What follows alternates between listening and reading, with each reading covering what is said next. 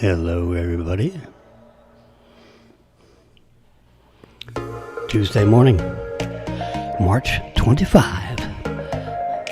Yes, it is. The 25th. And I'm here at 8 o'clock exactly. We get 8:15. We're 8:01. Be there or be square.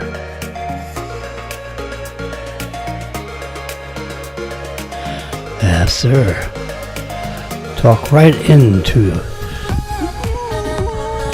Oh boy, that baby is tight. Should be tight. What the heck? Where's Jimmy? Oop, there he is.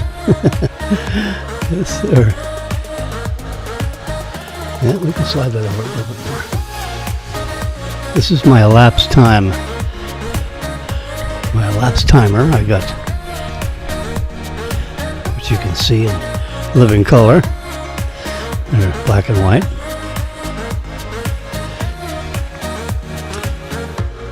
That over there is the exact time, according to all the satellites. Yeah. Keep track of all those things.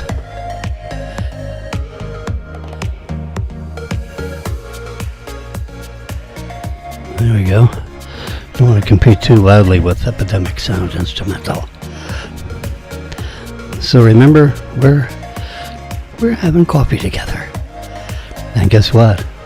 I have my medium roast. It's marvelous. Fresh cup in my 20-ounce mug. You see that without the reflection? Yeah. There we go. Now it's... Yeah, what the heck? We got all our monitors glaring here. We don't need any, fancy lighting. Just cut that lighting way back.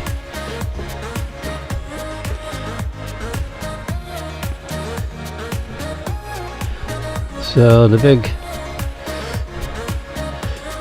story, because the news media wants to find something wrong with the Trump administration, and Waltz seems to be, he's the guy that pushed the button where the editor of the Atlantic magazine, they're using an application called Signal. Signal is, let's see if I have Signal on my Funkin' Wagnalls here. I have to turn this a little bit brighter. I can't see what's going on. There we go. It's not on the front panel. It's not in there. Here it is. This little dot right here. Oops, not that one. Oh boy, touch screens are...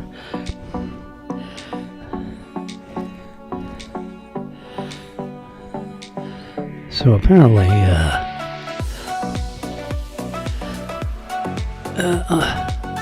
oh yeah, I stopped yesterday. Signal is an app.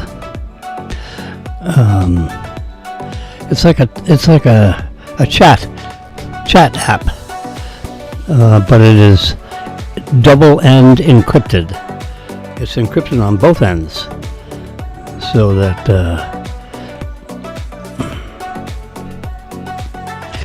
no wise guys can get in there. Well, somehow or other, the editor of the Atlantic magazine, not known as a right-wing magazine, it's a left-winger big time. Somehow or other, that editor's phone number was included in a private chat between, 8, 10, I forget the count, number of other people. People like Higseth and Waltz and some other upper echelon of the Trump organization. So this came out of like the national security, kind of people. Anyway.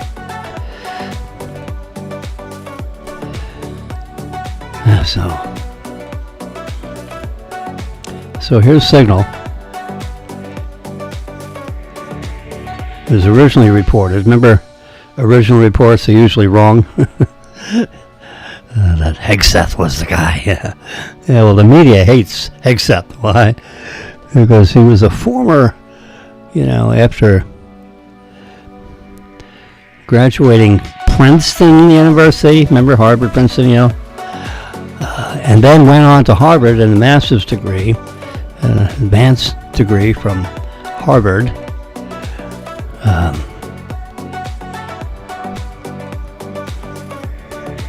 And then 20 years in the military, 3 different tours he signed up for, by the way, including Guantanamo Bay and, Iraq. I think 2 tours in Iraq and 1 in Guantanamo. If I had to guess, that would be my guess. So here's a little story about Signal.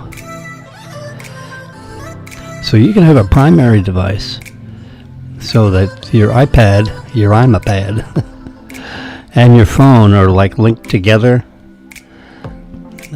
end-to-end encrypted and completely when it comes to making the choice about whether or not to leave the past behind. So it looks just like a chat room, but it's designed for privacy and end-to-end encryption, meaning it's encrypted on the sender end and it's encrypted on the receiver side.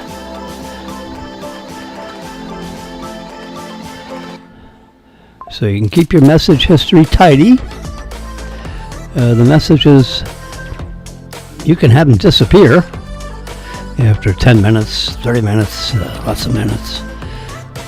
Voice and video calls. So it has a very, very remember, end-to-end encryption. That looks pretty nice. Look at that. So that's like a competition with Zoom, right? Or Zoom call. Well, this could be a Signal call,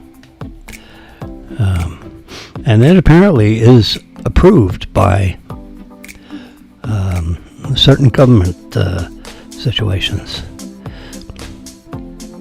Anyway, somehow or other, the editor, his name is Goldberg, the editor of the Atlantic magazine, ended up on the list, the chat. You have a multi-person chat. I have them. I can show you. Where's my chat? Here's my chat. I have my own end-to-end. No, this is not end-to-end. I don't know exactly how it is. John Paul left the conversation. I wonder why he left the conversation. Maybe he was getting... Is he really out of the conversation? So we're going to see, this is Wilson's group. There are a whole bunch of people in here. 12 people, actually. You can see it right there. We have full transparency. So now I'm going to hit this caret right there and just see who's on this list. It has Nicole Jones and Robin Jones, Marilyn, Lyle, Lee, Sun Lee, Leanie Baker, Judy Gore, Jack Jones, Hudson Jones. Those are 2 of our grandchildren. Yeah, we got 4. Those are 2 of them. Daniel, Bob Beatty, Brennan. Add a contact. Let's add back John Paul.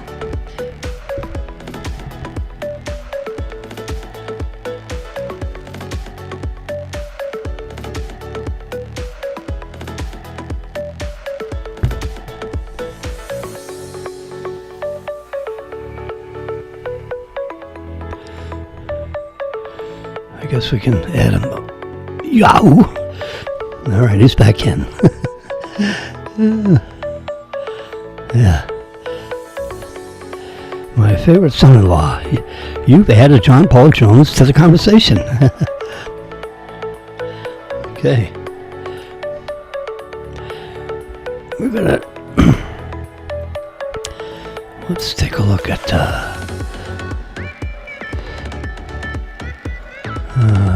photos. All right, what's going on here? I took 2 photos. Hold on, bear with me. Remember, we're having coffee. Go ahead, ask for more coffee.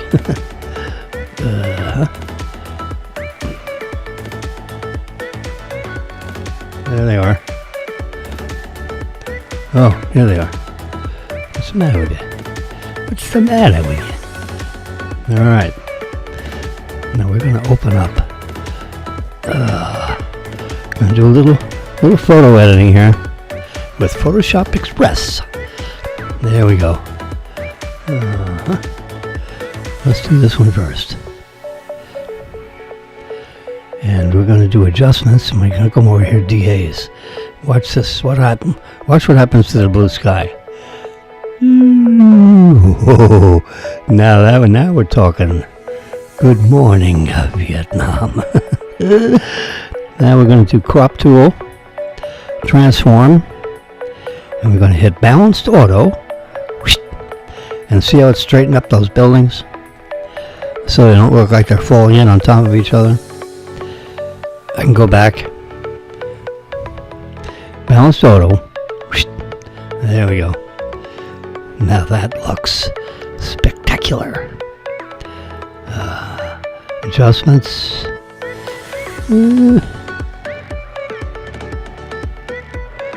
Gotta add a little saturation because I'm trying to get it to look like it actually looked, and that looks pretty much like it looked. And we're gonna change the hue a little bit. So I can go deep. No, that's no good. That's no good. So we're going to go right about there. How amazing is that? I'm going to hit this from the right side. 1, 2, 3. Your photo is saved. Oh, how nice. Close that.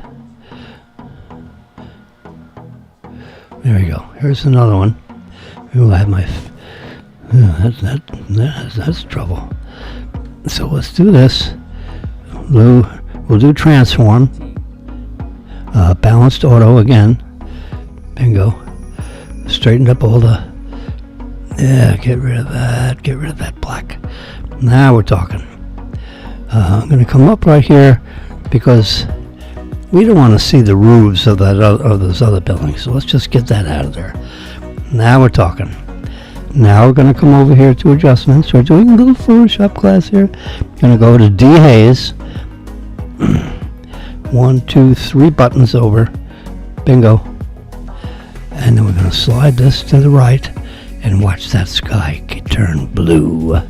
Very blue. That's about as blue as you can get. Yeah. Very nice.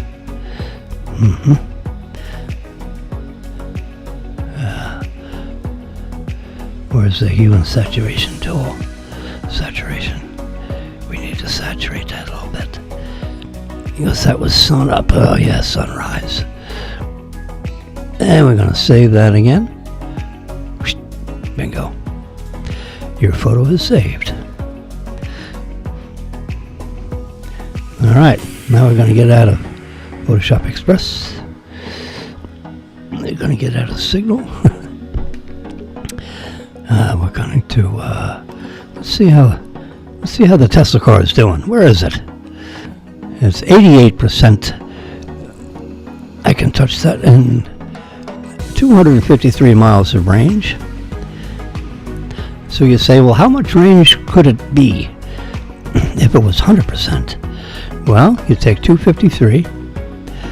We'll do a little math thing here. Clear. 253 divided by 0.88. So if you divide it by 0.88, the answer is what it would be if it was 100%. There you go. 287 and a half miles worth of range is possible in our Tesla. Down about 13 miles divided by 13. So we lost about 2% of our range because the car's a year old. Yeah, that's an acceptable. It is what it is, right? Yeah. All right, so we've got.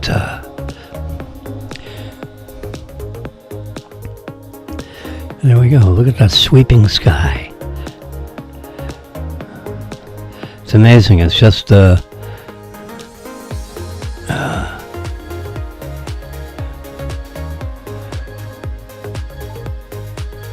we go. This was taken at 7:26 a.m. See that? 7:26 a.m. Sun up.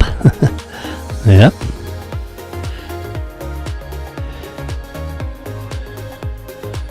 $7:21 minute later.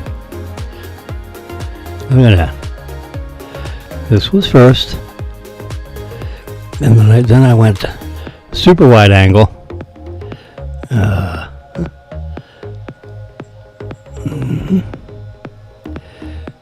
We're gonna do one more little editing thing here. I'm gonna go right here. See the buildings over on the left side. They have a little bit of falling in on the. There we go. Gotta get those lines parallel. There we go.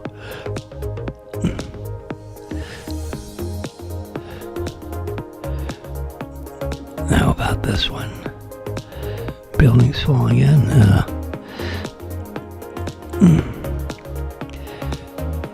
Crop. Come down here to this tool or the second one. You see, you can make them. So you want to get the lines parallel.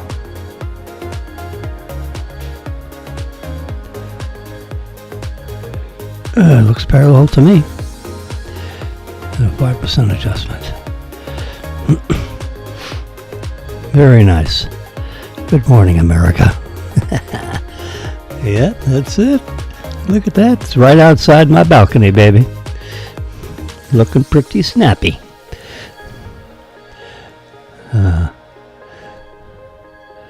Yep, got all the tools. Where there's nothing to do. Bingo.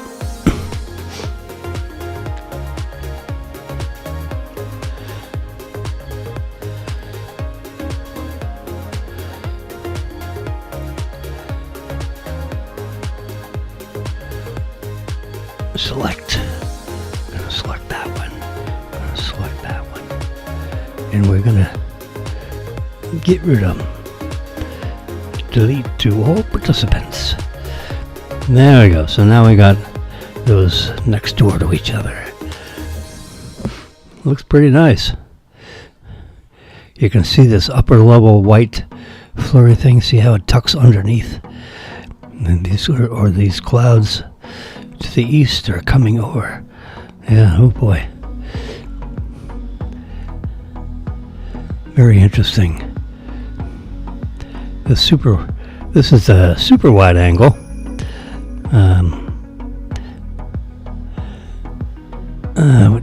says the 24 millimeter lens. You see ISO 80, 24 millimeters. This was taken with the 48 millimeter lens.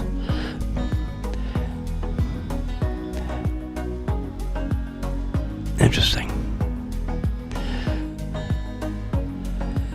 Yep. Apple's iPhone 16 Pro Max. It's the iPhone.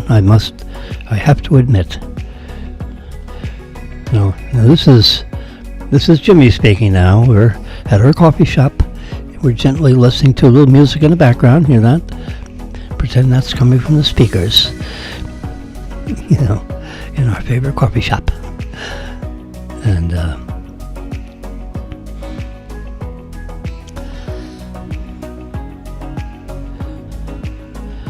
the iPhone, not the first iPhone, but let's say the fifth iPhone. We're iPhone 16, so let's go about 8 years ago. The cameras in the iPhone, everybody's decided, oh yeah, I want to snap this, snap. Everyone's carrying the iPhone with them. Why? Because they have all their favorite apps, their chat rooms. Right? So, because they carry them everywhere, they say, oh my God, let's do a selfie. So then the birth of the selfie, the self-inflicted, people come up to you, would you like me to take that picture? I said, no, because if you take it, then it's not a selfie. It's a eufy. This is a meefy. Yeah, thank you very much, but we'll take our own picture. Yeah, so if you want to do a selfie, you gotta take it yourself. Come on. See, there's black borders on each side of this because the aspect ratio is different than the aspect ratio on my iPad in the horizontal position. But remember, we have the ability to have three. Yes, sir, Bob. That's our elapsed time. 24 minutes. Yeah, that's okay. Let's just do that. Yeah. So we have our slideshow going over here with Flipboard, so you can see that's moving all the time with the different. Now you don't see everything that's going on there. Now if I go full screen, no, that's me. Hello. We go full screen on this. You see, then now you're seeing the slideshow as we see it. There's a Chinese car. China competing with Tesla.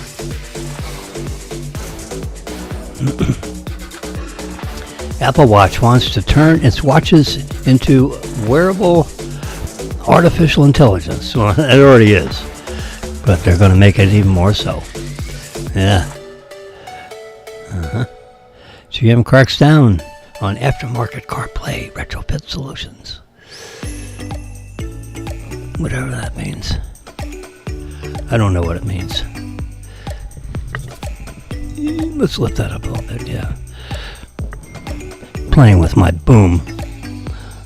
Boom, boom. Yep, there we are. So we're full screen on camera A. Now we're full screen on our sunset. And now we're full screen on Uncle Jimmy, sitting here with all my devices active. Here's my Constitution right there. Yeah, but the lights are so low. How low can you go? Let's just turn it up a little bit. There we go. It's amazing. So we can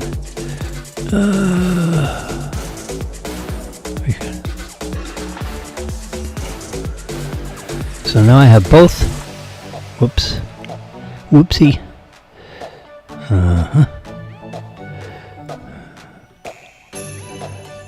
And then we're going to add this one. Alright, so now we got This is amazing, folks. What I've done is I've added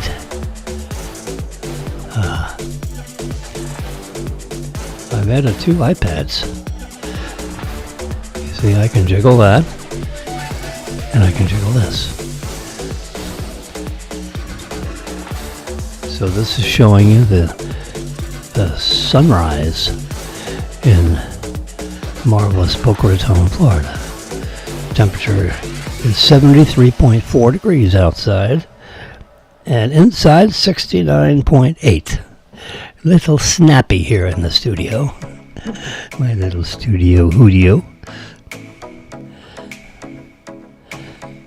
Alright, let's get a little... Can we get a little newsy here?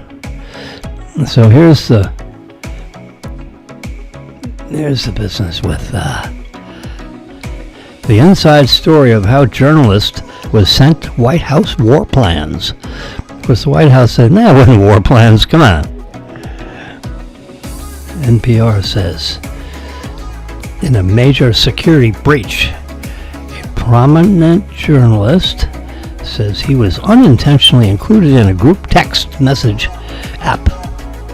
It's called Signal, the group text messaging app. Signal, S-I-G-N-A-L. You can download it. Go to the App Store, download Signal.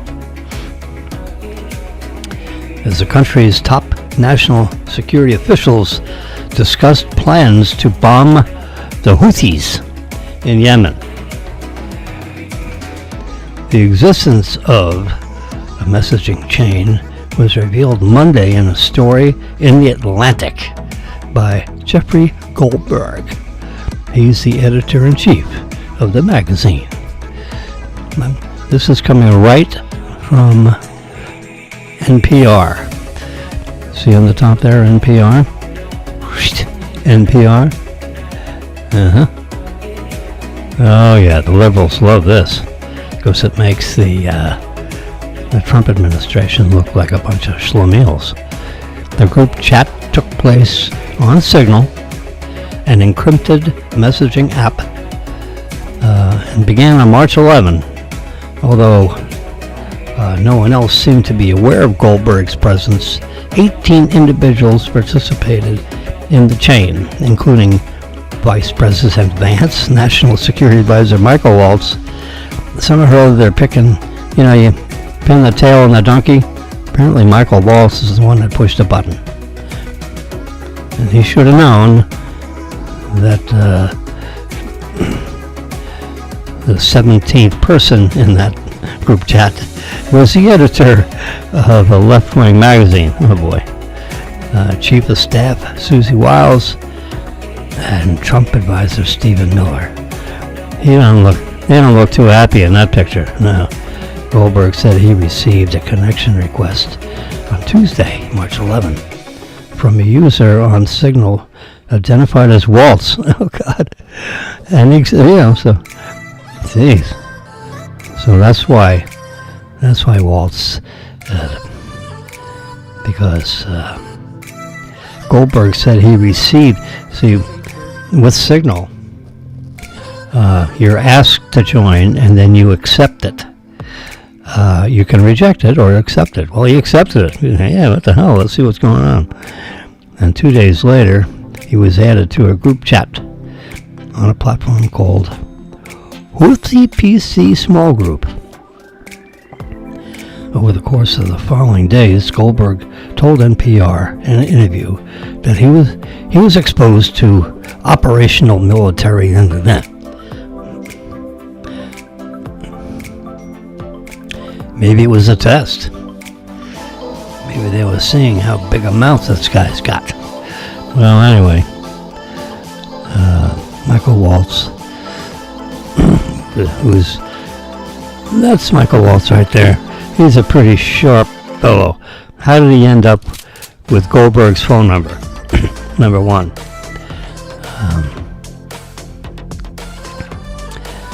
I don't know.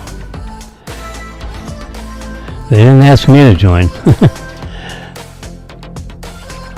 12 remote work sites for finding your dream job. There you go. Looks like she's got her dream job. She's sitting in a very sterile looking environment. It's in Forbes magazine, and she's online, and she has written an article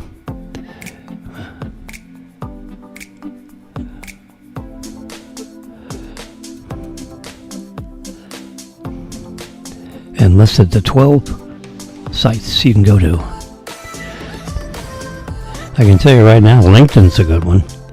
You can go in LinkedIn and find people in LinkedIn, read about their backgrounds. I have a thing in LinkedIn.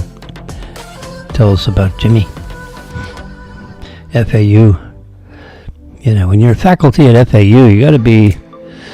You know, you can't go too off the edge. Got to be careful. The inside story of how a journalist was sent to White House war plans. Well, of course, everybody says they weren't war plans. So, you can be sure his name was deleted from that list. Oish. Yeah. Trump is not someone that likes to be embarrassed. So, I'm sure privately there was a little tete-a-tete, like, what the hell is going on around here? How the hell could you put Atlantic Magazine? I want to know how that happened. So, figure it out, and we'll chat again. You know, like in an hour. So, if you guys want to go back and huddle, figure out how that happened, fine. Tell me. Trump says any country buying Venezuelan oil will face an immediate 25% tariff, period. So, naughty mustn't do. And if you do, you're going to be in deep poo-poo. So, govern yourself accordingly. We are cutting Venezuela off from any oil. Their oil sucks anyway. We're talking about crude oil. Their crude oil is like tar. It's really thick, and it's very hard. Let's say it requires a very high temperature fractional distillation plant. There aren't many distillation plants around that can handle that heavy tar. And it throws a lot of nastiness into the atmosphere. Yeah.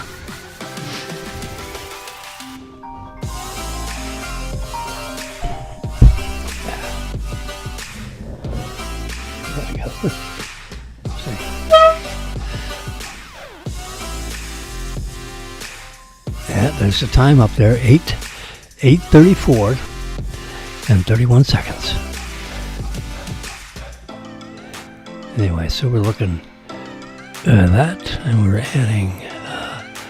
All right, we can add Jimmy. All right, so I'm on. No, I don't want. This is better. So we have two iPads. How about that? I'm running out of ports.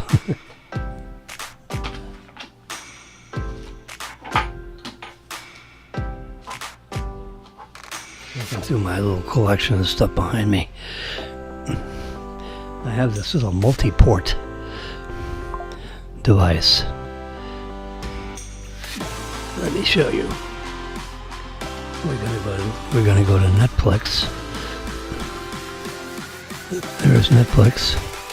I'm sorry. I keep on calling it. It's Amazon.com, you dummy. All right. By the way, here's the coffee I'm drinking. There it is. Starbucks. There you go. That's what I got. I got 10 pods. There are 10 K-cups. See, 6 times 10. It's 60.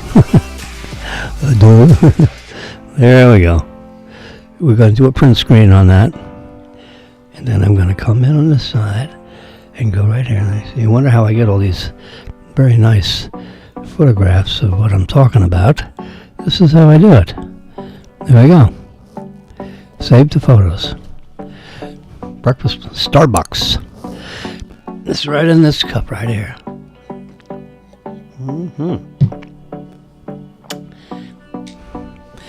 There it is, coming out of a Keurig. Although we have a oops, I don't want to close it up. I just want to cancel that. There's medium roast, different. That's the same thing. It's just a. There's a 60 cake cup, all in one box. Yeah. I got the breakfast blend. Anyway, so why are we here? Because I'm going to show you. So I'm going to show you my orders. This is what Marilyn likes. Right here. Bustelo.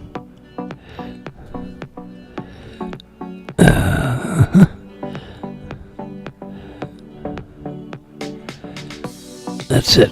Right there. So we're going to expand that one. And since we're talking about coffees, we're going to do a print screen of that and put it right next to the other one. We don't need to see the top of the box. So I'm going to cut off this right here, right to there. And we're going to cut this off this way. You're seeing this in living color. Yes, sir. You can come right over here. And we're going to come right over here. Get rid of that white. Done. Save the photos. There we go. Bustelo. Cafe Bustelo. There she is. Cafe Bustelo. Cafe Bustelo. Anyway, I'm just so we're going to go back here to my orders. Then we're going to slip down here. Yeah, I wanted to show you this. So this is my multi-port. I can touch that. Touch that again. Now it's kind of full screen. This little guy. So you plug that in the side of your MacBook, or I'll have to plug it into my iPad and see if I can multi-port the port I got over here.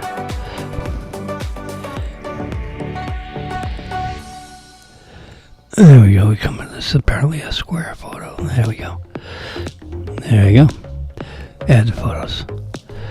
So, if you want to add more ports to your iPad, this is how you do it. It has. You can put power in here in case you're looking to charge up devices. But here's the video feed right there. I have one of my iPads right plugged in there. And I have another iPad plugged into data. And then on the back side, you see the one I have, there are two USB-A ports and 3 USB-C ports and an HDMI port right here on the end. Like if you were going to plug in a big, a larger monitor. So your monitor can watch your monitor. So here's a 9-in-1 massive expansion. So you plug that in. You're on your MacBook Air, in my case, MacBook Pro, the Air model. And it says, "Do you want to accept this thing?" And I said, "I sure do." You say yes. And then you have You see on this side you have all those USB-C ports, and on this side you have a couple of USB-A ports. 10 gigabit per second high speed USB 3.2 generation 2 ports. There's an HDMI port, which is a high definition screen, 4K at 60 cycles a second, 4K. That is pretty darn good. And then over here you have a USB, you have a micro SD card and a standard size SD. So you can see SD, it's upside down, but that's a SD. Yep. So you have that micro, that little tiny thing. It'll slip in there all by itself. Or if you just have a regular SD card, you can slide it right in there and look at all your photos, transfer your photos.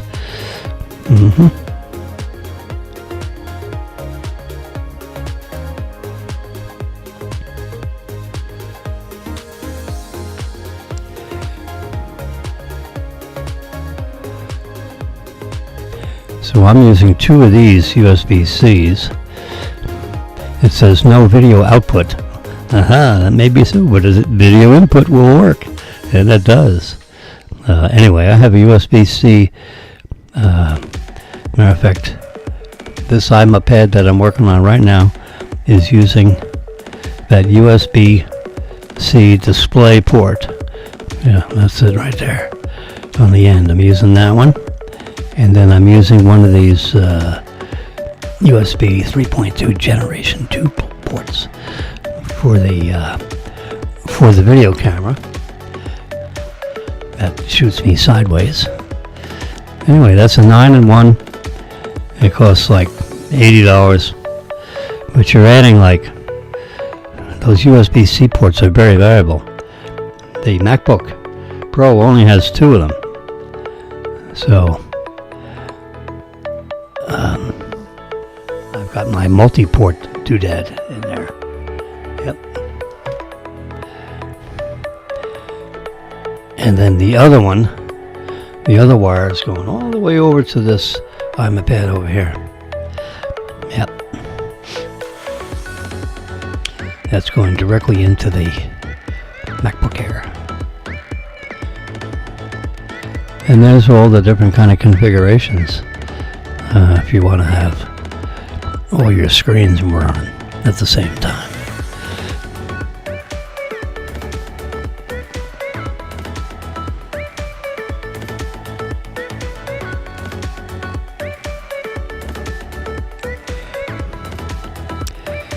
So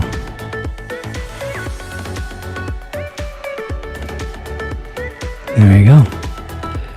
There's those ports I was talking about with the micro. So you can plug your SD cards right in there, and then you can copy your photographs directly into your MacBook Pro. It's 8:45 a.m. There you go. So with occupying one of those ports, by plugging that in to your MacBook Pro, you end up with 9 additional ports. I'm using, 3 or 4 of them. I mean, without it, I'd have to unplug somebody. Yeah. There it is, $50 in stock. You can get it delivered tomorrow. Dual USB-C. Let's see what this says.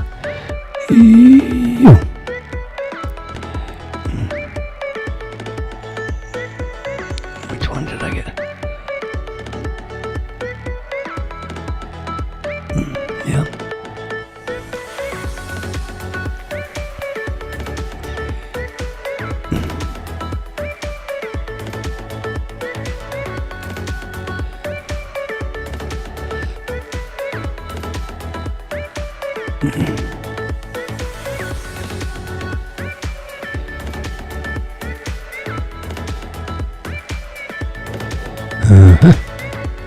You get all kinds of... So this one doesn't have the HDMI at the end. It's a RJ45 plug. It's a network plug, which I don't need. Video. 10 gigabytes video. No video output, but video. Yeah. So you're gaining 2 USB-Cs on this side.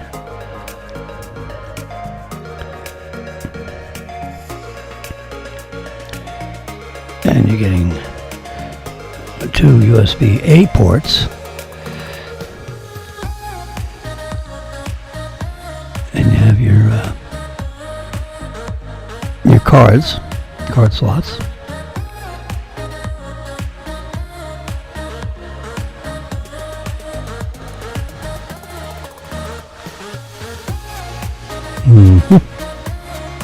Tells you 4K at 60 cycles a second. That's pretty snazzy. Anyway, so I think I actually bought this one. Yeah. All right, we're going to go back because I wanted to show you something else.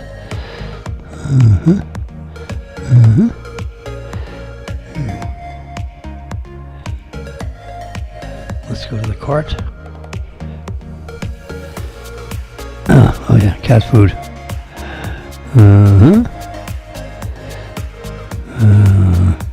Might as well go to checkout.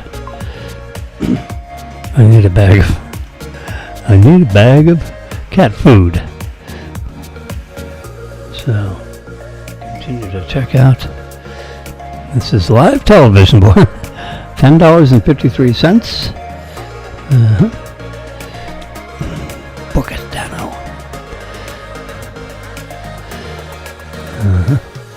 I get it tomorrow. Perfect. That's what I need. So we got the card. Oh yeah, I wanted to show you the Cuisinart. So this is our coffee maker. Every 2 years I get a new one and give the old one to our housekeeper, somebody. It's just like this. Yep. The brew, I have a green dot on the brew button. That's the one you push to make the coffee. And you got like 72 ounces worth of water on this side. You know, after a couple of years, it gets a little, It's only, I only put distilled water through there, so there's no, there's how you put the K-cup in there. I need to buy one of these for Robin and send it to her. See, here's a 20 ounce, or an 18 ounce cup. I guess a 20 ounce cup. Mug. Yeah, that's a 20 ounce travel mug. I guess that's what we would call this thing I'm sipping up right now. Yep.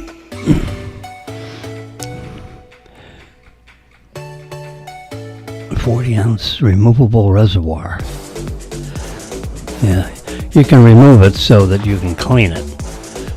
Even though, because the water's sitting over there, they should have a little ultraviolet light LED shining inside there just to keep the water sterile so there are no bugs that will develop inside that water thing.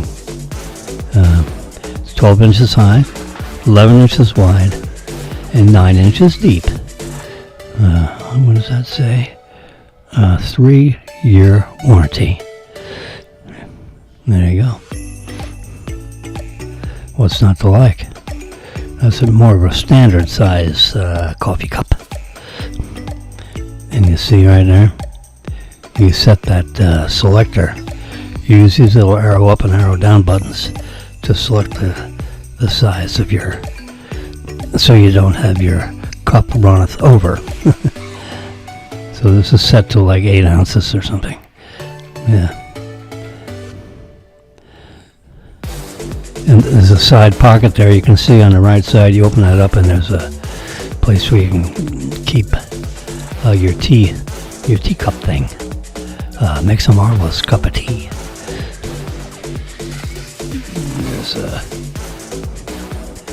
That's it. That's our coffee guy. There's the tea doodad.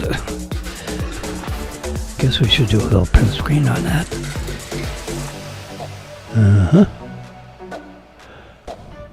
Live and in color.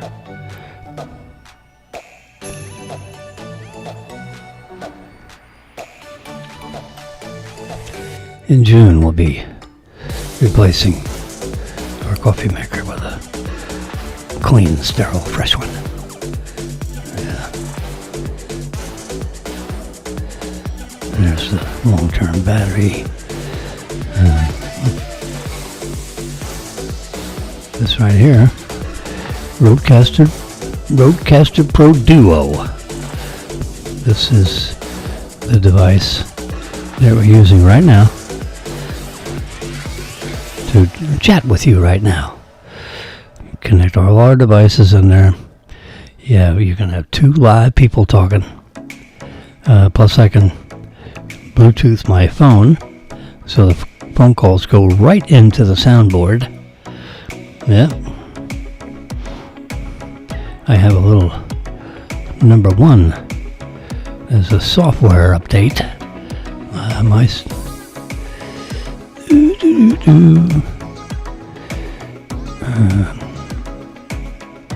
Software updates. I'm going off beta. No more beta. So they're going to come out with iOS 18.4 for everybody. There's about 2 million beta testers. We're one of them.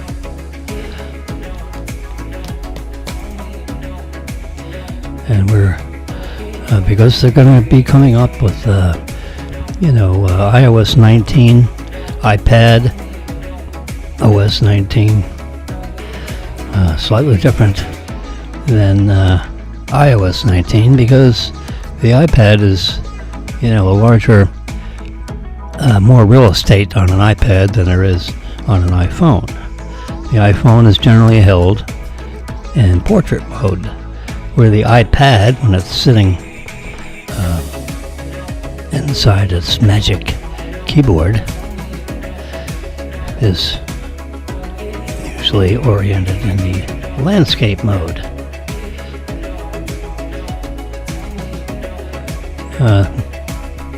We were talking about Signal.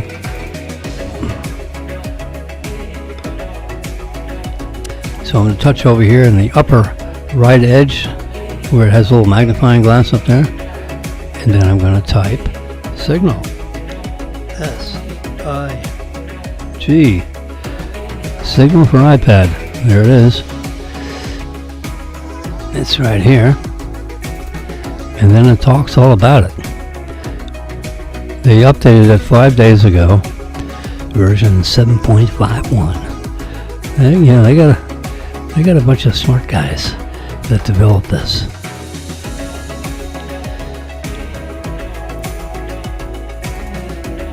$140 megabyte program.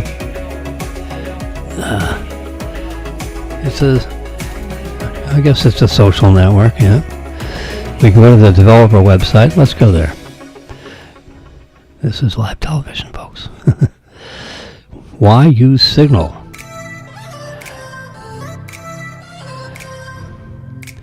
So it's safe. Just watch out watch out whose phone numbers you got, according to the U.S. government. Just got embarrassed. Since 2013. It's a 501c3 nonprofit, as you can see in the bottom corner here.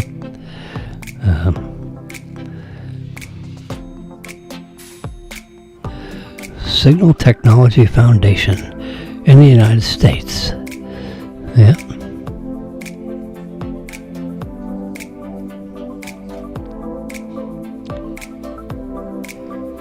Careers, what's it? Careers is the organization. Oh, yeah. Small team. Let's, there you go. Privacy first. Small team of people. Competitive compensation. Yeah.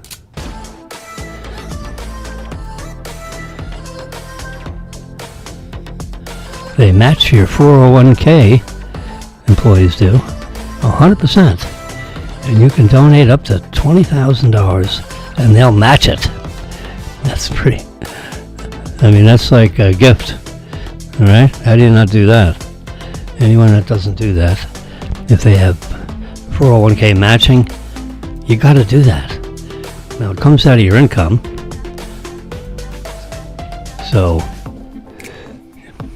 if you're making the average income in the United States today is like $65,000. Can you imagine the average? It's a big number.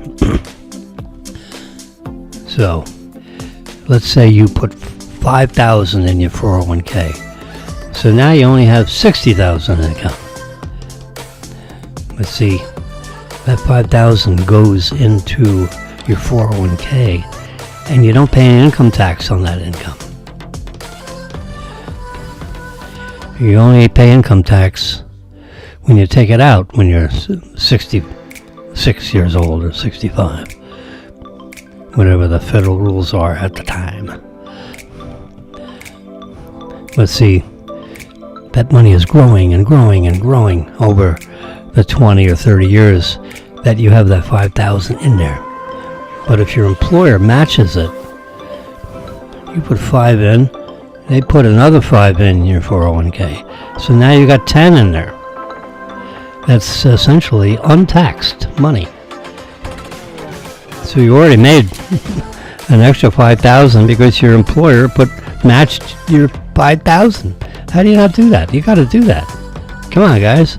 If you got a 401k possibility with your employer, and most of your bigger employers do it because they kind of like need to, because they're trying to be competitive with other similar companies. And you know, these people, if you're hired, that means they like you. And if they match fund, I think 20,000 is the limit that the IRS permits match funding. So you put 20 and they put 20 in. So you've already made $20,000 return on your, it's 100% return on your investment. So now you got 40,000, you're 20 and the company's 20, which is now in your account. And that 20 is now invested in the way in which the 401k decides to invest it.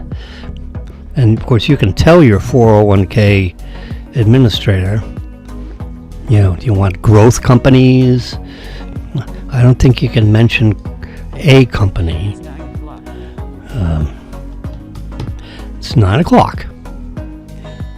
Yep.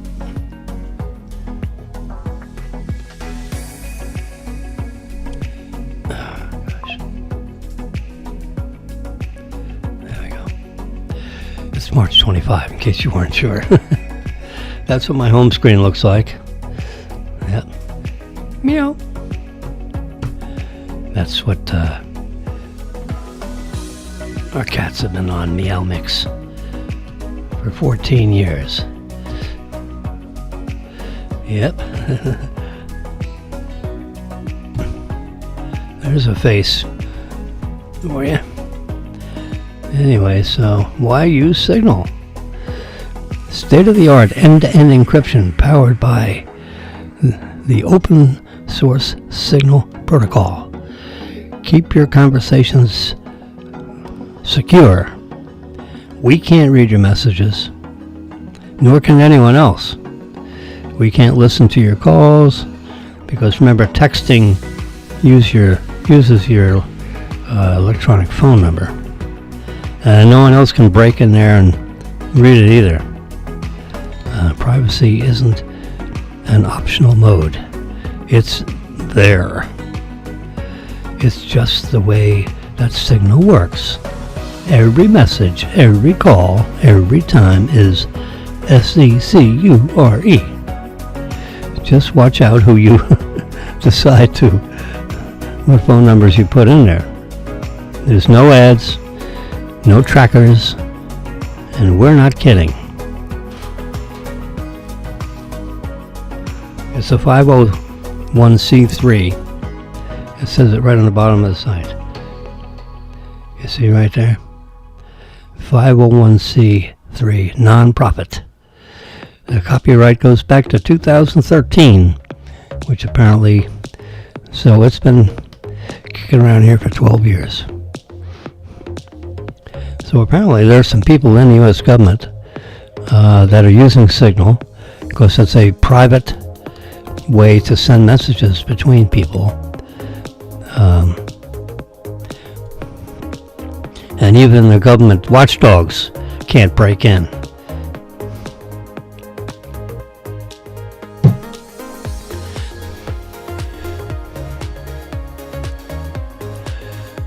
Waltz, I'm looking at it. Waltz has no plans to resign over chat leak.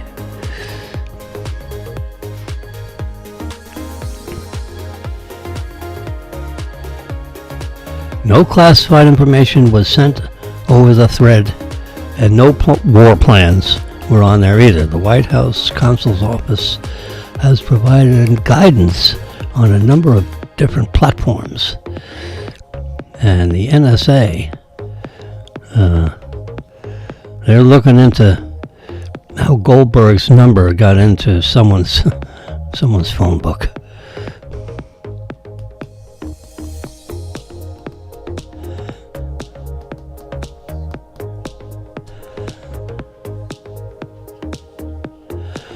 So that's Goldberg. I'm looking at Goldberg right now. Waltz doesn't have a clue on who Goldberg is. The question is, how does his phone number get in the group text? That is being investigated.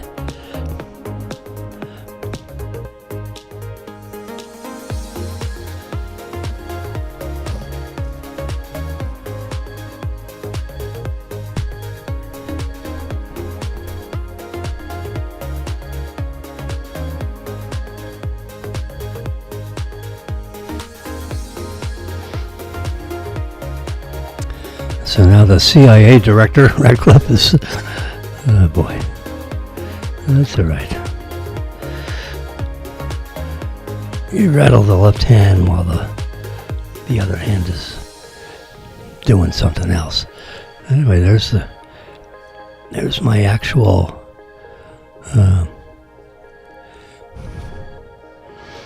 so I'm using... we can add Jimmy.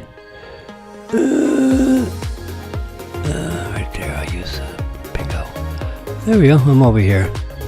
Yeah. So now we got a video camera over here. And we've got two iPads. I'm shaking that one up and I'm shaking that one this way. Oh yeah. Amazing. I don't know why. And it's all full screen.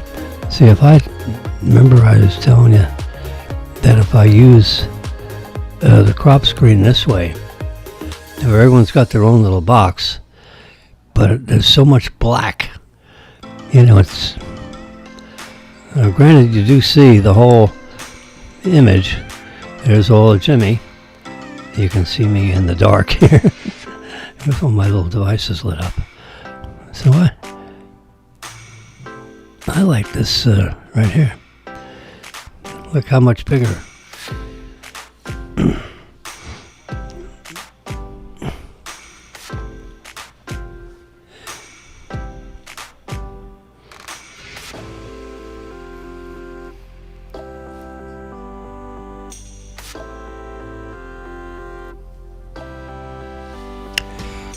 All kinds of different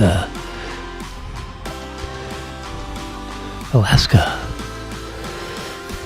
Ooh. 3 aboard a missing Alaska plane found alive. Holy crap. You can see where the plane was located in relation to where Anchorage is. Rescue team. An adult and 2 children were rescued after a Good Samaritan spotted them on the wing of a plane in a lake. Oh, God. 50 miles away from Anchorage. That's a story, huh? Go ahead, read review. See what.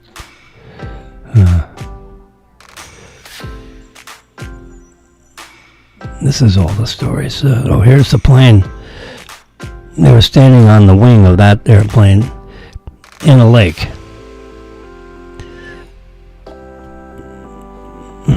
Apparently there's a video feed for that.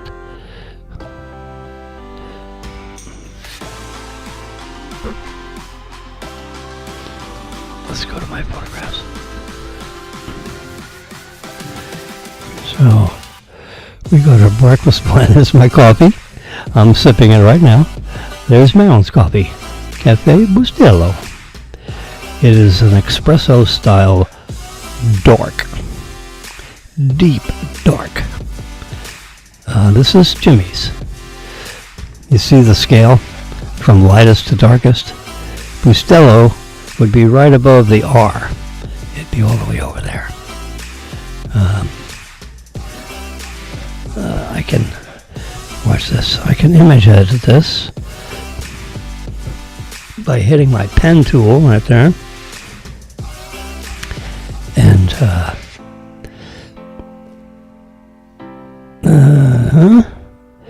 we'll choose that pen right there and we'll pick it red. And I'm going to do this and I'm going to just do a red dot right there. Done. Okay, let's darken everything up a little bit. A little deep. Yeah. We'll deepen up those colors just a little bit. Yeah. Now we're talking. Done. So that's Maryland's. And this is the breakfast blend. That's quite a range. Yeah. That's why I like this medium roast. Good. It's a good thing I bought 60 of them. Yeah, if I didn't like it, I'd be in deep poo-poo. Yeah, what's not to like? Get rid of that white. There we go. Cafe Bustelo. Starbucks breakfast blend. There's notes of brown sugar and sweet orange. Notes. That's just a itty. I don't know what brown. I don't taste any brown sugar. I can tell you. So we have our sunset. There's Meow Mix. Oh. So apparently, Novo Nordisk is the inventor of semaglutide. That is the active ingredient, not only the active ingredient, the only ingredient of Ozempic, aka Ozempic. No one knows, except for crazy people like Jimmy, that it is semaglutide. So you have a 2. They start you off with a 0.5 milligram, and then you can go to 1 milligram, and then you can go to 2 milligrams. Yeah. Those are, so over 3 or 4 month period, you step up from a very small concentration of semaglutide, milligrams that is. So you start off with a half every week, once a week. You get these pens, and they're loaded with semaglutide. And you, on the very right end of the pen, you can see you turn, you rotate that. I guess it would be semi-clockwise if you were looking in the the end of the pen. And then you see this little gray button? So then you use, see there says a needle. It's a very fine needle. I mean, it is like 32 gauge. It's the smallest, it's the diameter of 2 human hairs, would you believe? So when you stick it in yourself, this is something you do yourself. It's called a subcutaneous injection. Subcutaneous. Subcutaneous means under the skin. Just under the skin. You don't stick it into muscle tissue. You don't stick it in your liver. You don't puncture your stomach wall lining. It's a 4 millimeter needle, okay, which would be the diameter of a standard size pencil.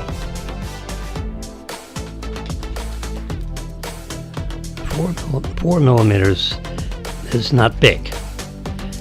I'll show you with my trusty dusty little caliper here.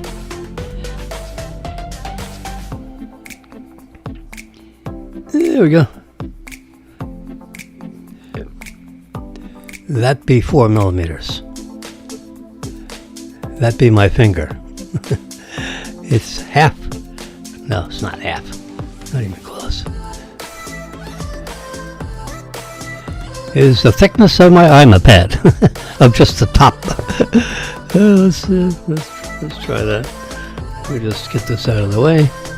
If you don't mind, I'm just gonna move that a little bit. Now, these magnets are so. Yeah, that's it right there. I'll slide that up. That's the thickness of my iPad. Yep.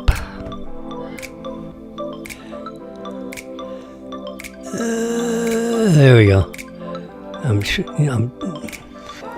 showing you this with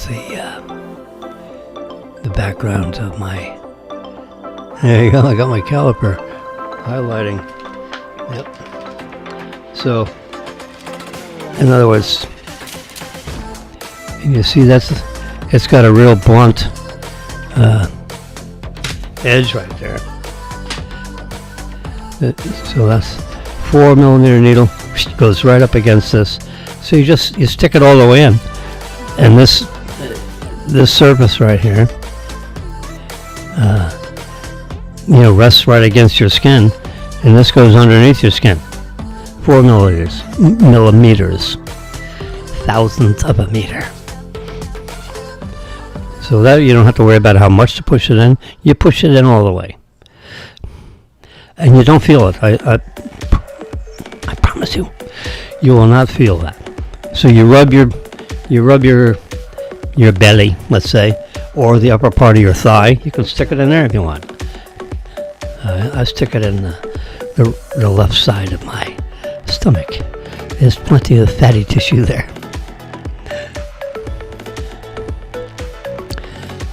I do not take Ozempic to control fat, weight, and it is my doctor has prescribed this for me because I am diabetic. Yeah, I have to say, I need help with my blood sugar. Your body, many people, particularly people of the Indian nations. Indians apparently have a propensity. I'm not part Indian that I know of.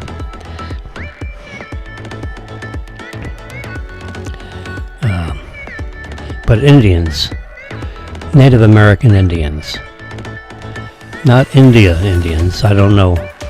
I'm excluding them from this conversation, even though there are 1.4 billion Indians. Do you know that? And here's a factoid for you. China is not the largest population on the planet. It's India.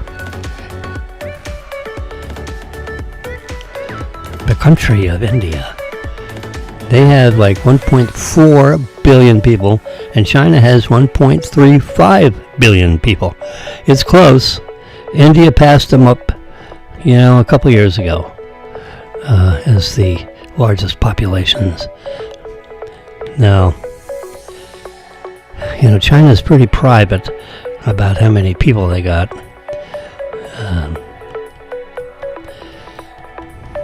I don't know how India or China knows exactly how many people they got, but we have approximately 360 million people, 360 million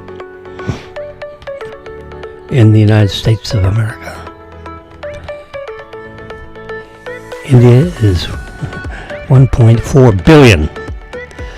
That means they're about 4 times our size. 4 times our size. Their middle class in India is larger in population than the entire population of the United States of America. You can believe just their middle class. You got the upper class, and you got the lower class. Do we want to call them that? That's not exactly an approved government term.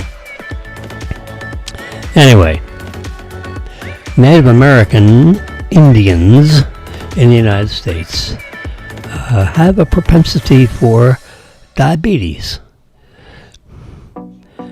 So Ozempic is a method of controlling your blood sugar for diabetic patients. Another method would be insulin, where you give yourself insulin shots. Using the same thing, I have a pen style.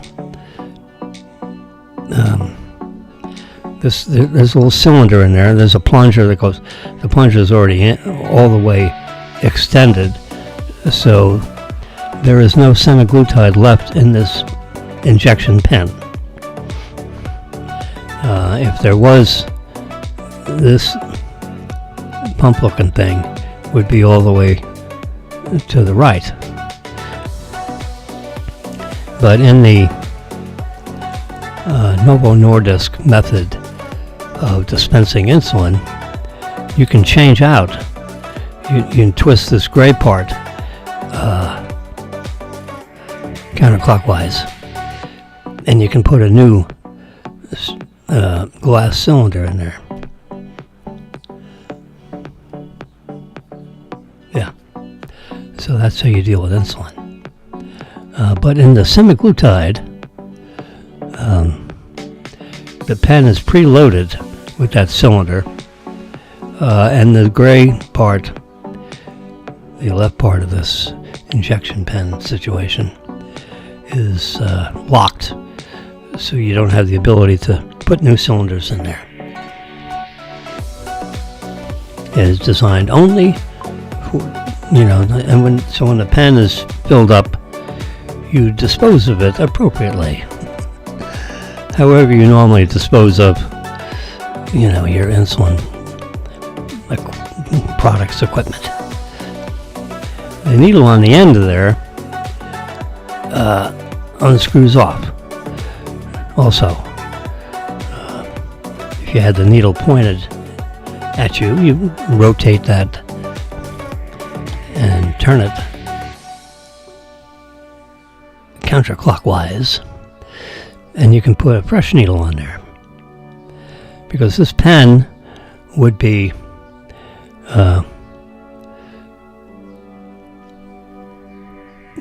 used for 4 weekly. So this one pen would be used for 4 weekly injections. Yeah. So since I've been using Ozempic for a year, over a year, probably 13 months,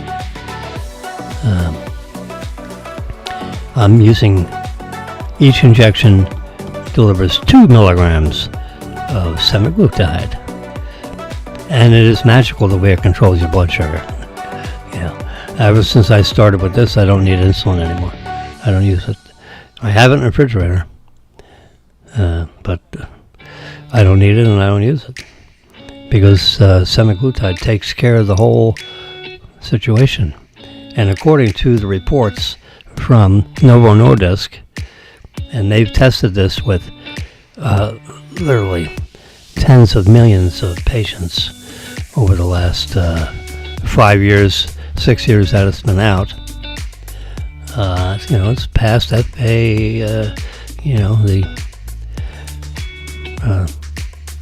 the FDA, right? They've sent them reports and given them, the equipment package, and they show how it works, and they've had conferences, and anyway, so I can tell you, committee of one, that the semaglutide, if you have any kind of blood sugar issues, Ozempic is a solution you should consider. Now, it just so happens that when you use semaglutide, it slows down your entire alimentary canal. It slows your entire digestive tract down. Slows it down, yeah. And because it's slow, you tend not to feel as hungry. I mean, you can go all day and you don't feel hungry. So what's not to like about that diet, So since your whole alimentary canal is slow, that means you're getting fed all day long. So if you have a little bowl of rice in the morning, let's just say white rice, leftover white rice from your,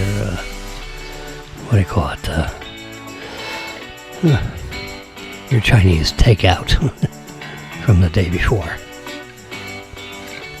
I might get a little China One Chinese takeout. Yeah, I'm big on lo mein. I love lo mein. Yeah. I can get an order of lo mein and eat on it all day long. I mean, all week long, I should say. Yeah.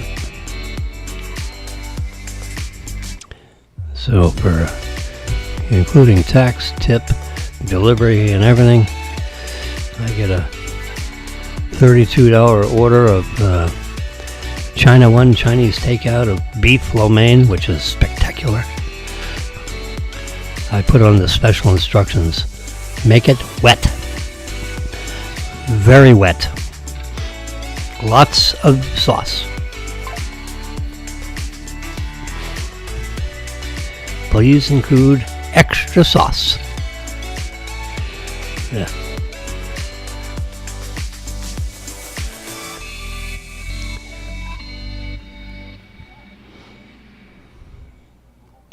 It's it's like sautéed.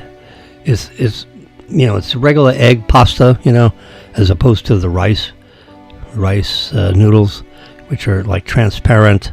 I don't really care for those so much. They're like slimy noodles. I like regular noodles from Italy, like linguine and fettuccine and spaghetti. I'm a pasta guy. I just made a batch of fettuccine, 2 boxes of fettuccine, and 1 box of linguine. So that's 1 pound box each. That's 3 pounds.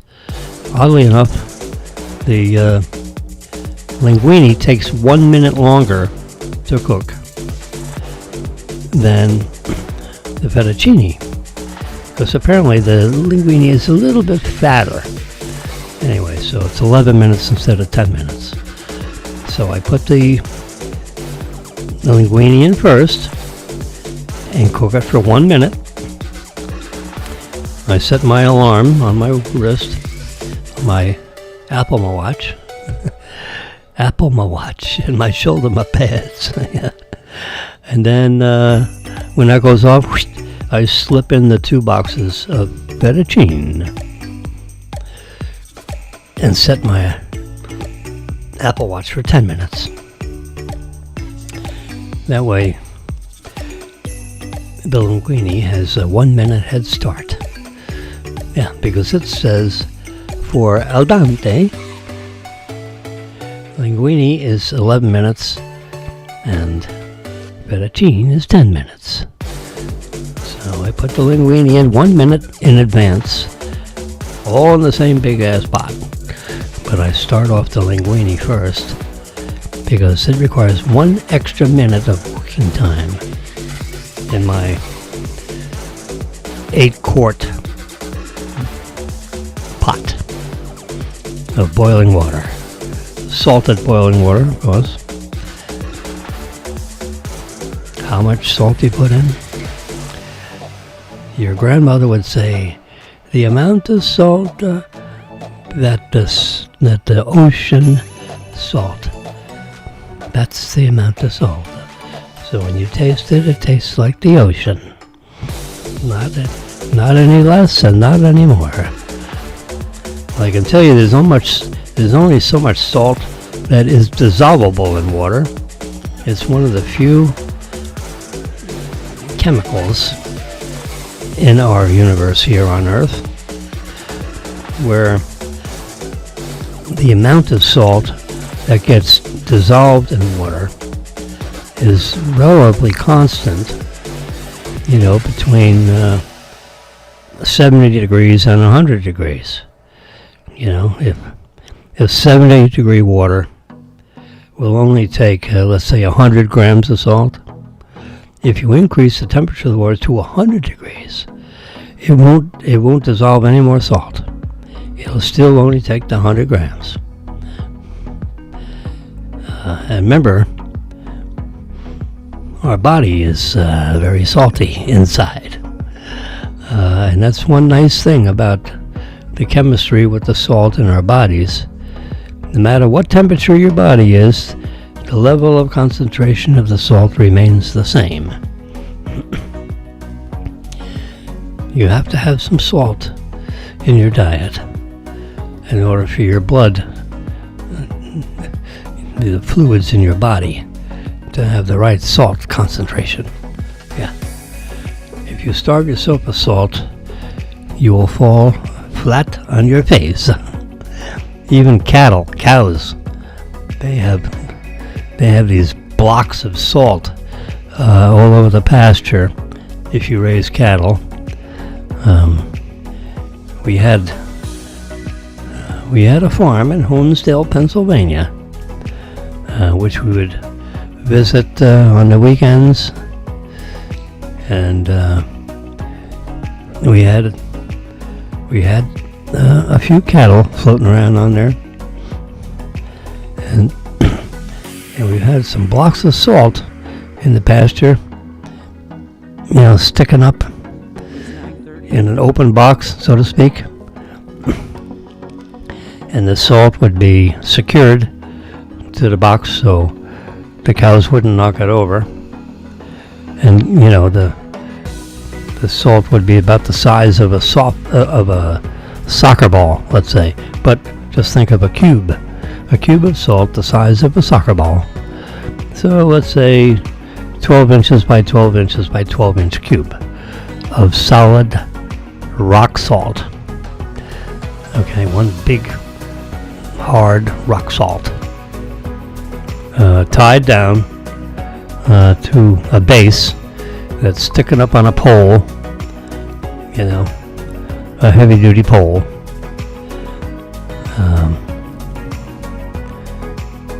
Surrounded by benches all the way around so the cattle wouldn't run it over. But the cows would walk over to that block of salt and lick it, because they need salt too in their bodies. So they like fresh water. They don't like salty water. Mild salty water.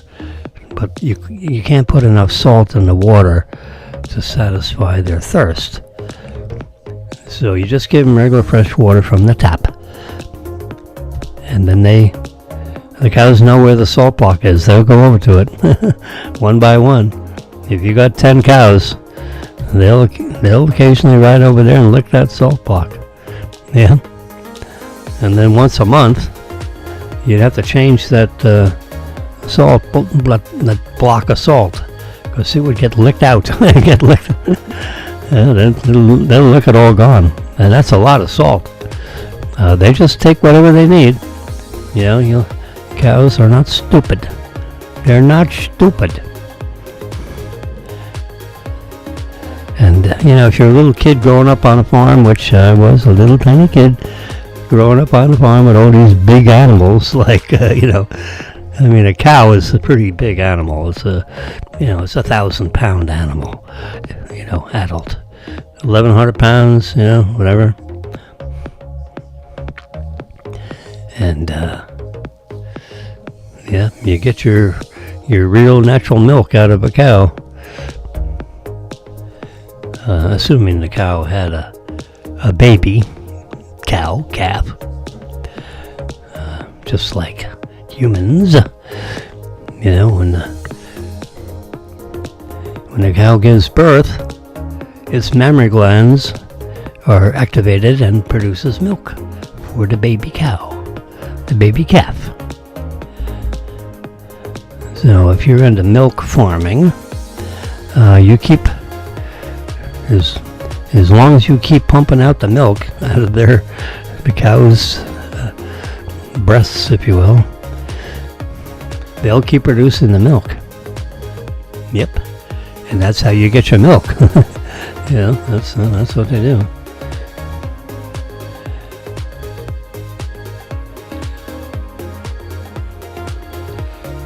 Anyway, we're talking about we're circling back to semaglutide. It has a real good effect on controlling your blood sugar because it slows down your whole alimentary canal. And because of that, you tend to lose a little weight. So if you're a little overweight, this will bring it back to your normal weight. It will. You can lose, hundreds of pounds. Some of these real obese people will be prescribed actually Wegovy. Wegovy is also semaglutide, but it is prescribable for people that have a weight issue. All right? The FDA gave clearance for semaglutide, the way it's pictured on the left side of your screen, for your blood sugar for diabetic patients. It is not prescribable. Semaglutide, Ozempic is the brand name. Okay?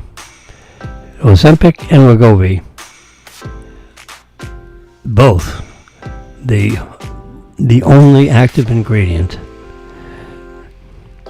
is semaglutide.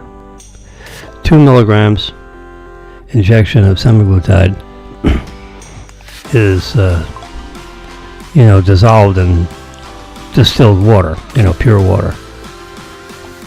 So a 2 milligram injection, which is what I would take once a week, 4 weeks in a pen.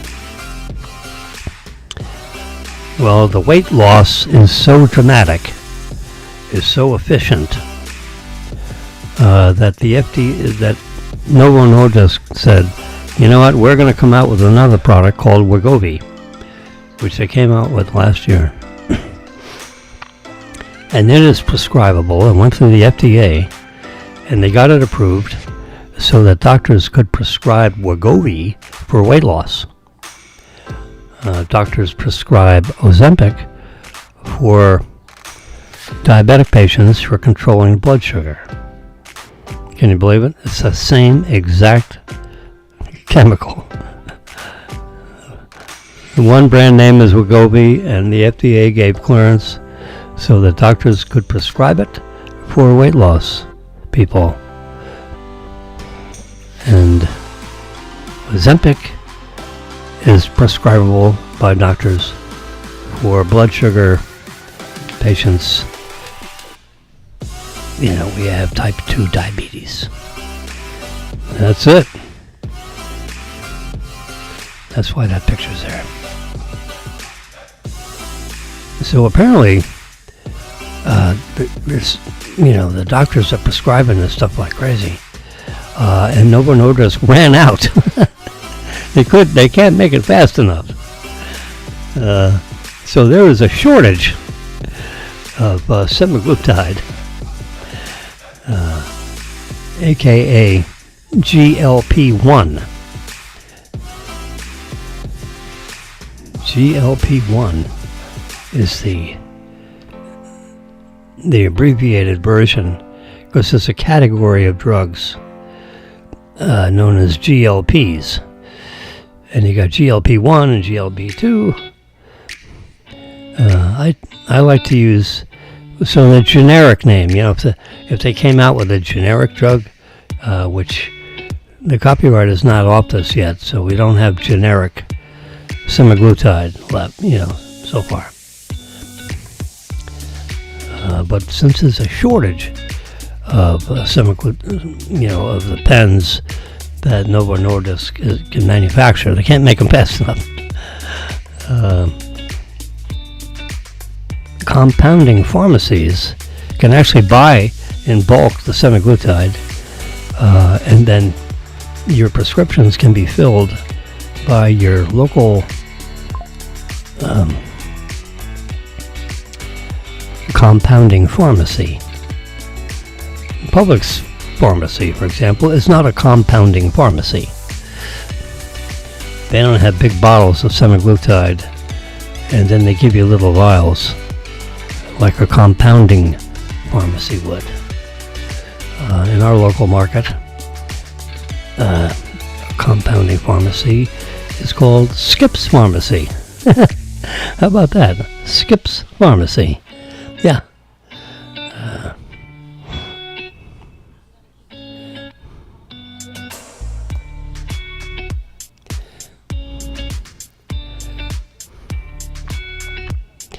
Judge Boasberg is not happy with the Trump administration because he's interested. He wants to know how many people were on the airplane, when it took off, when it landed, trying to intentionally interfering with Trump's administration's deportation plans. Now, why the hell would a local federal judge, because he's a liberal judge, and the liberals, congressmen, senators, were judge shopping, and who can stop this deportation stuff? Oh yeah, we don't want to expel these bad guys. We want to keep them around. I mean, these liberals are like nuts. They want to do anything to louse up Trump's plan. Well, Trump's plan is he's rounding up all the bad guys and deporting them. He'll throw them down to Guantanamo, off campus, if you will. And then from there they get staged in different airplanes and they get put back to their native country. Guantanamo can hold up to 30,000. Can you imagine? It has all this huge campus of secure inside, fencing with guards with guns with bullets, barbed wire, Constantine, that coil, with razor blades wrapped in it. That's called Constantine wire. You see it on the top of prisons. You touch it, you get cut. Death by 1,000 cuts. You try to climb over it, you get cut all over the place. So you avoid. The only way to climb over Constantine wire is to have a bunch of heavy-duty, leather blankets, if you will, because those razor blades will cut right through a regular blanket and you still get cut. So you have to have like almost like a saddle put over top of the Constantine wire so you can climb over it without getting cut up like a salami. Anyway, this judge Boasberg is like making the Trump administration crazy. There he is. This guy right here. James E. Boasberg.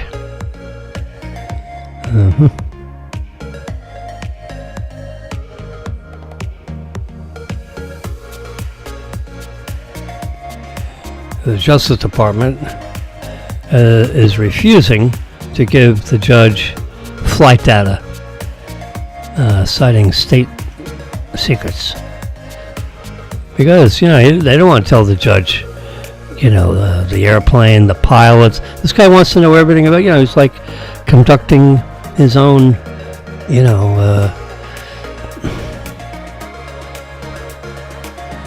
deportation plan. He's getting his nose in business he has no business sticking his nose in. Period. And the Supreme Court needs to jump in there and say, stop. Any federal judge that interferes with Trump's deportation plan will be dethroned from their federal judgeship. And when you're a federal judge, the last thing you want to be is dethroned, because you spent your whole life, however long that is, getting on the bench to begin with. So this pinhead is getting in the way of Trump's deportation plan, trying to get rid of,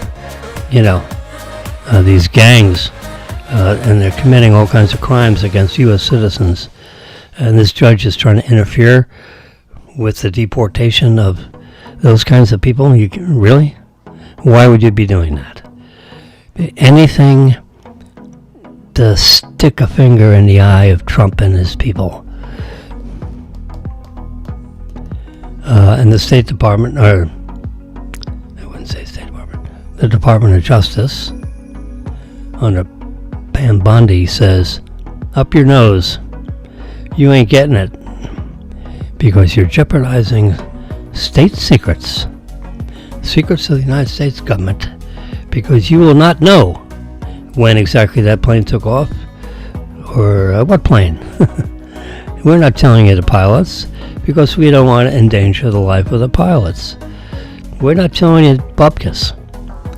So, I'm sure the United States government under Donald Trump will be filing an immediate stay with the Supreme Court of the United States of America to try to get them to stop this. I mean, this is like nuts. I don't know why they're not doing anything. Apparently they don't have the head count to do anything. It's probably one judge. They need one more judge in the Supreme Court to go along with the other four to stop this. Because there are 9 of them, right? So it's either 4 to 5 or 5 to 4. Well, apparently right now it's still 5 to 4 against sticking your nose where a lot of these justices don't want to go. Now, 3 of them are hard lefties. So whatever they want to do, they're going to say no, which is a shame that we have such a, in a sense, a corrupt system.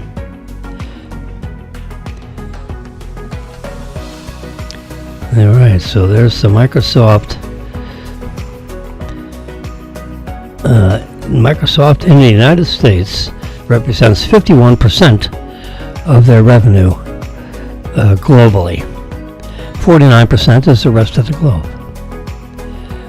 So of their $245 billion revenue package, year over year, you see it's grown by 16%, by the way. I have a pen, and I'm going to expando that and just put a nice red line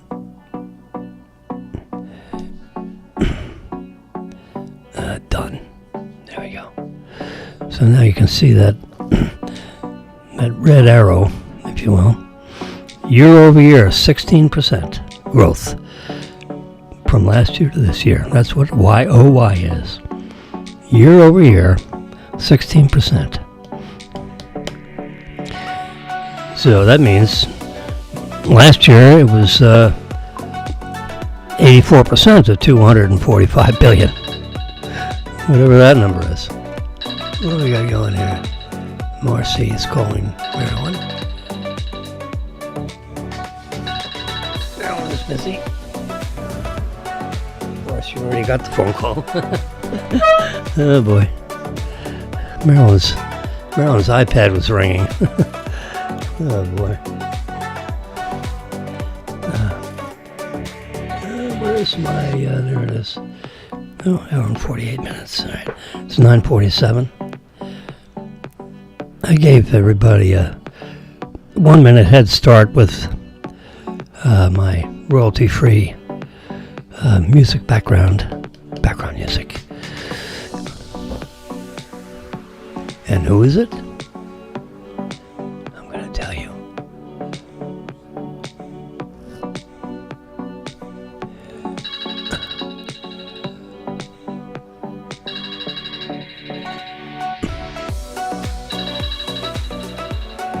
It's the instrumental.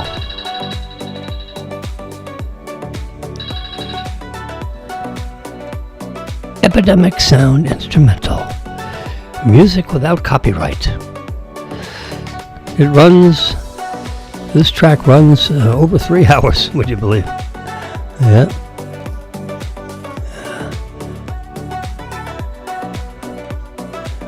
So here we have our elapsed time indication of 2 hours 49 minutes. No, 1 hour and 49 minutes, excuse me. You can see it counting down over here. 1 hour and 49 minutes, yeah.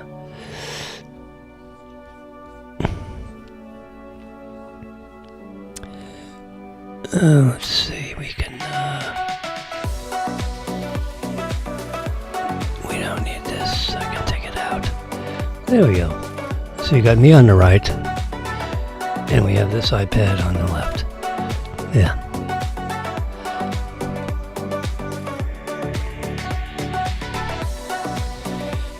So of the 249 billion in revenues that Microsoft earned this year, the year 2024, 40% of it is server products and cloud services. You can see that big 40% right there. Done. Hit done. See right there, 40%. Go say, Windows. Hello, Windows. No, server products, and that includes cloud services. Like if you want to buy storage space, 10% is Windows. 22% is Office products. Like their software product for statistical things. 9% is gaming. Apparently they own LinkedIn. Search platforms and advertising. Enterprise partner services, 3%. Dynamic products and cloud services, 3%. And 2% device sales. But if you use spreadsheet programs, you probably know Microsoft. Yeah.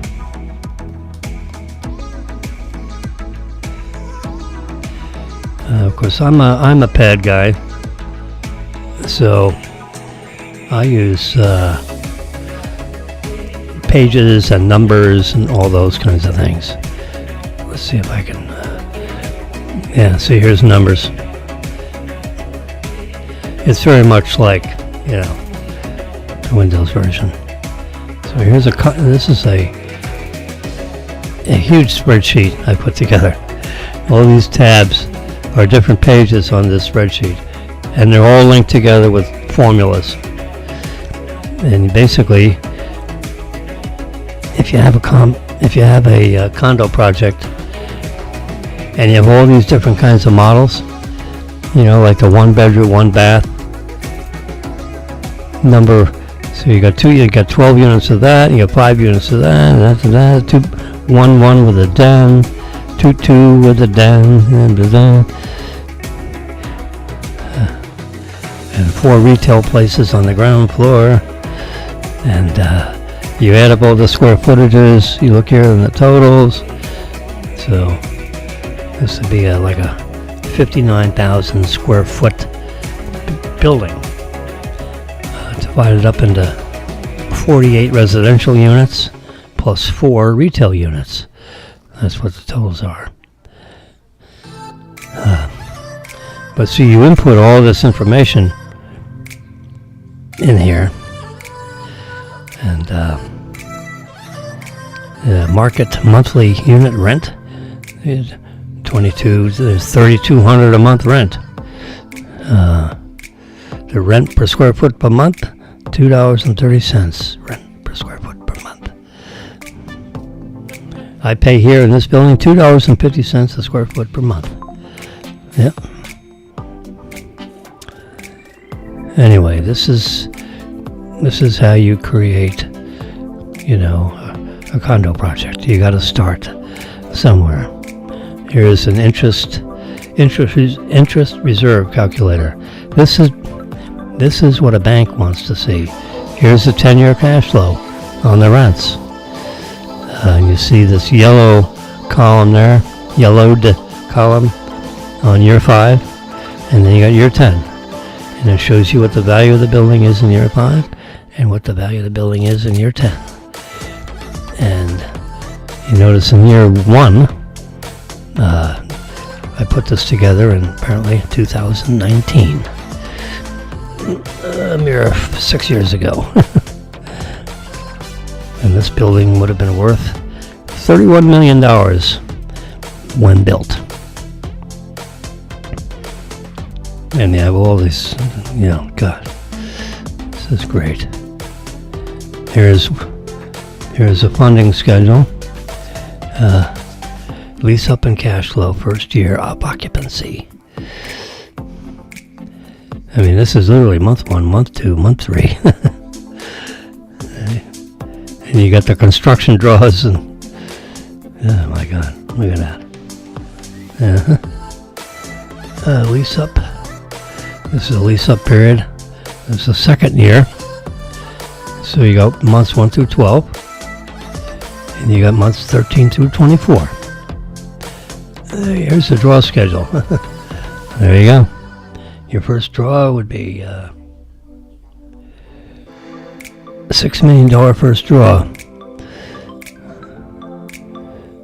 And you got $19 million worth of draws to go. That's what that means. So your first draw, your total, this is total draws. This column is $6 million because that's your first draw. We don't have any other draws. And I can add columns in the middle there. So you got draw 1, you got the initial funding, then you got draw 1, 2, 3, 4, 5. And a building like this would take, like 14 draws. So this spreadsheet would spread.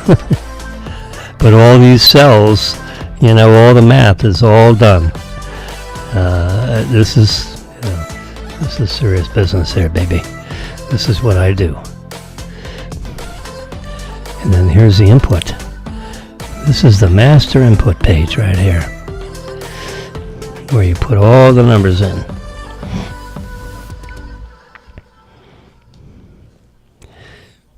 Total cost, development cost, and the profit margin.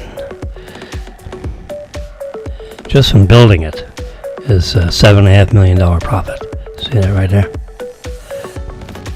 So from a developer standpoint, you put $25.5 million into this project in cash. Let's say you're a wealthy guy and you wrote a $25 million check. As soon as the building is complete, it's worth $31.5 million. So your profit margin just in the first stabilized year is 29%, 29.37%. And then if you look at the return on equity based on your 5-year holding period, 116%. Your IRR is 21%. That's huge. Yeah.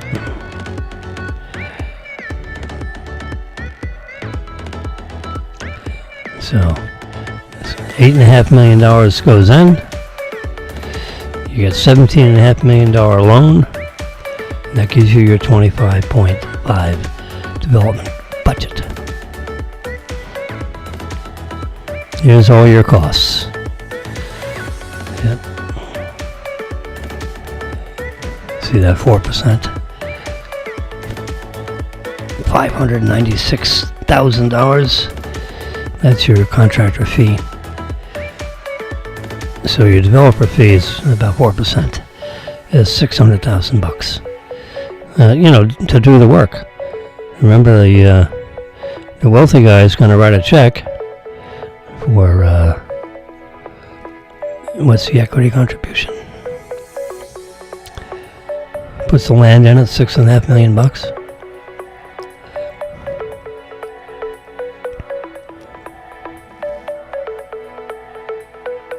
Developer fee 4%.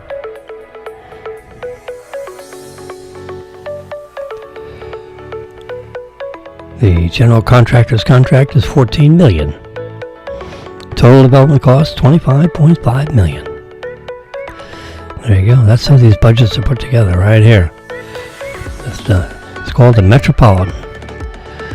By the time we had this all figured out, someone else bought the project from underneath us. I told Bill, I said, Bill, you got to hurry up, put an offer on the table. This thing's going to go away. It's too good. 48-unit condo. Oh my God. Right in downtown Delray Beach. 1 block off the main drag. There's the internal rate of return. I worked on all this stuff. For Bupkis, because it didn't happen. Yeah. But maybe we'll get a deal going. Here's the other thing that you start off with, is your cost breakdown. So here's your $25.5 million development cost. Here it is, right here. $6.5 million worth of loan. Here's all your here's all your costs. Your water sewer fee, your park and recreation fee, your interest reserve, for break-even cash flow, your workforce housing buyout cost. These are all costs that, Delray and Palm Beach County charges you. Yeah. Your financing fees from the interim lender. Your real estate taxes, that you got to pay real estate taxes until, you have enough people buying units or paying rent, right? Here's your builder's risk coverage, $50,000 premium. Your deficit operating expenses until you get the pre-leasing level up. You got $200,000 fee to your construction lender. You got a $100,000 fee to your developer, which was us. Developer due diligence expense of $80K. Developer management and overhead $125. Developer fee 4% of the general contract. Yeah, that's what we do to manage the whole construction. We got 3 of those line items. Notice there's a line number here. Line 22, 23, and 24 and 25. Those 4 lines. Yep. And you got acquisition fee of $125,000. Marketing and advertising, $150,000. I mean, this is, this is a pretty reasonable budget. And remember, the money investor is making a 30% return on equity, which is not bad. Yep, IRR calculations, interest reserve calculations, variable operating expenses, fixed operating expenses. Jimmy put this together all by himself. Took me a while. Look at the footnotes I got. Yeah, author Jimmy Wilson, principal. Yep, Delray Beach, Florida. There's my email address. There's my phone number.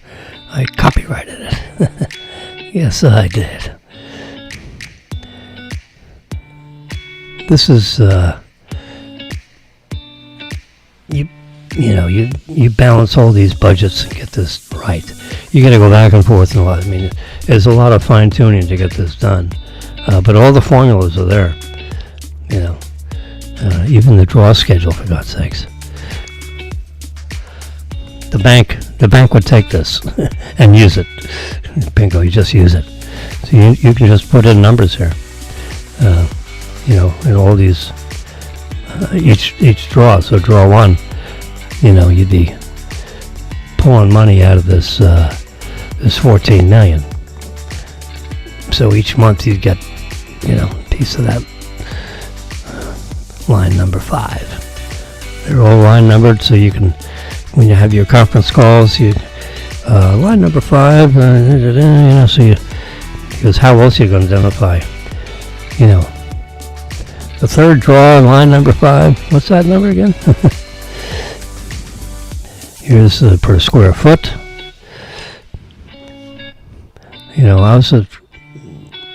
I was a construction lender for 25 years. This is exactly what I would want from my developer. And then this would go right to the draw department when they supply draw number 1. See draw number 1? Now this is the initial funding when they close the loan. Yep. So $6.4 million comes in on day 1. 6.2 of that 6.4 is the land. Now that could be, the owner of the property might have owned the land. It's worth $6.5 million. He throws that in. Debt-free, just contributes the land to the budget. And the rest of these line items are soft costs. You got the developer fee and this fee, that you get all the fees. $230,000 worth of soft costs happen. Architects, engineers, they got to get paid. Yep.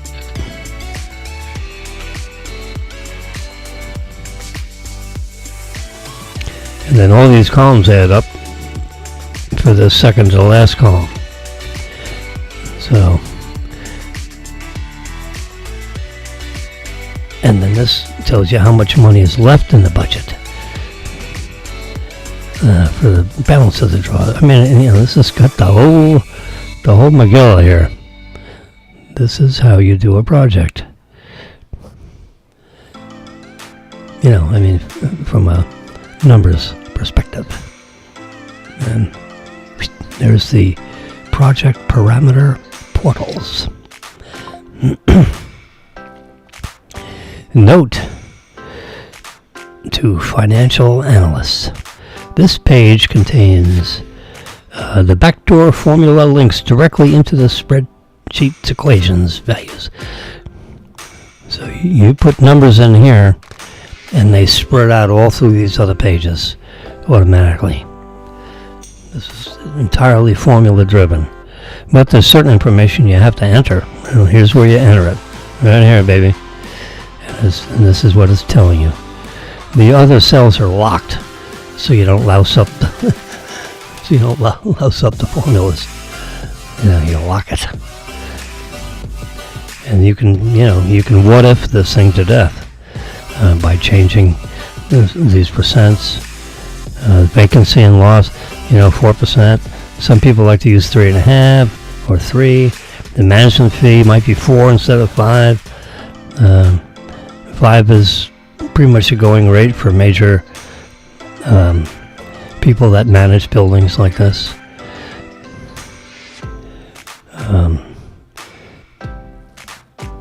The residential NOI is capped at a 5% cap rate. Yep.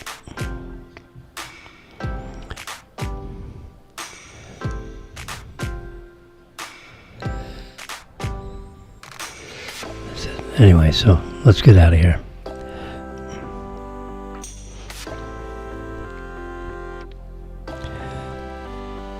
This is how this is what I use for our apartment rent here. I put our rent right in here, proposed rent. Yep, here's the information I get right from the southern region of the CPI from the government statistics, U.S. Bureau of Labor Statistics. See that right there? That's where you go get that chart. I pop it right in there and send it to Jim Batmazian's property manager. So this, yep. Here's all our prior rent years going across current year. 1, 2, 3, and 5 prior years. So over a 5-year period, our rent has increased from $31.25 to $39.57. Yeah. $2.44 per square foot per month. That is the magic number. An annual rate of 3.28%. That's what we paid, which is fair. That's what we were willing to pay an extra $122 a month. We're up at $39.57. Anyway, spreadsheets, that's what we're talking about. All right, babe. It's 10 o'clock. I think I'm done. You all have a great day. This is Tuesday. It's, what time is it? It's 10:09 a.m. And I'm done. I hit all the topics I wanted to talk about today. And I'm going to knock it off.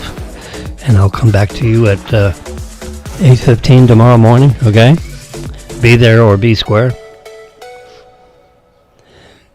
I'll give you full volume Epidemic Sound Instrumental for, I'll give you, a couple of, like a minute's worth as we take it down. You all have a great day.